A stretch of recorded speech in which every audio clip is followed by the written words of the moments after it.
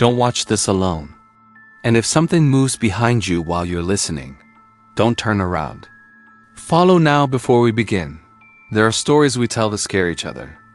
And then there are the ones whispered by the people who lived through them, the ones they wish they could forget. Tonight we walk straight into the second kind. If you stay with me, don't just watch. Feel every moment. These are true encounters moments when ordinary people came face to face with things that should not exist. If you're brave enough, keep watching. Some spirits wait for those who pay attention.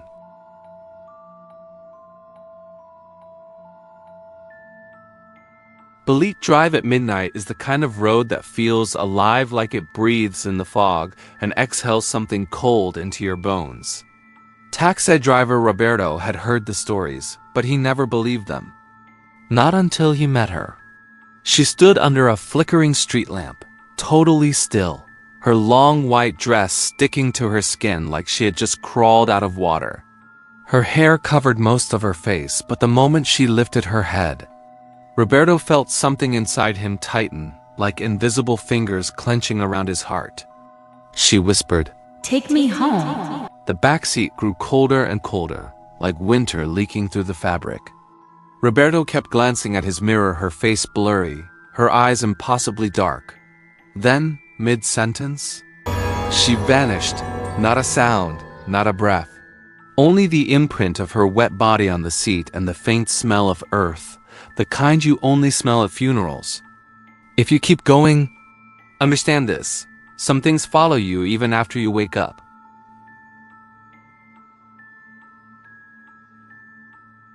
Sleep paralysis clinics around the world began noticing the same disturbing pattern.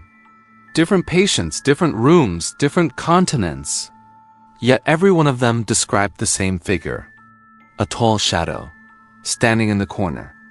Watching, breathing without lungs.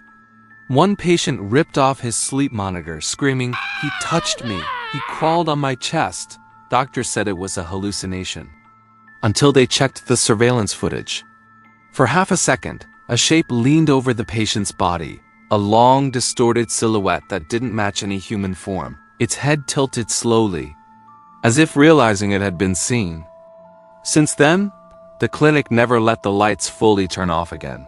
If you've ever felt watched near water, this next story explains why.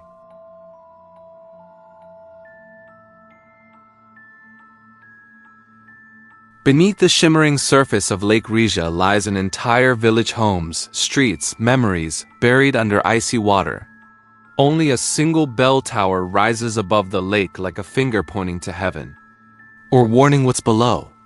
Divers exploring the ruins report hearing muted voices underwater, not screams, not whispers, but conversations like people living their lives beneath a world that moved on without them. One diver saw a woman in a faded dress standing near a submerged doorway. Her hair floated like ink in water. Her eyes were wide, frightened, pleading. The diver reached out to her, but she didn't move. She simply stared as though he had taken something from her. Then the bell tower above rang a deep, hollow sound, even though the bell inside had been removed decades ago. If you're still watching, don't look behind you until the end.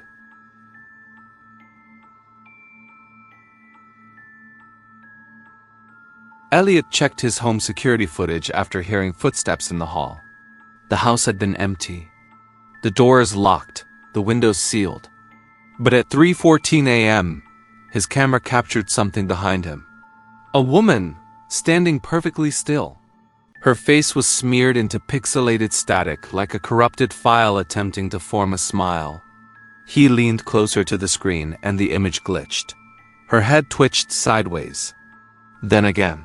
Then again. She wasn't on any other camera. Only the one recording him. Only the one he chose to watch.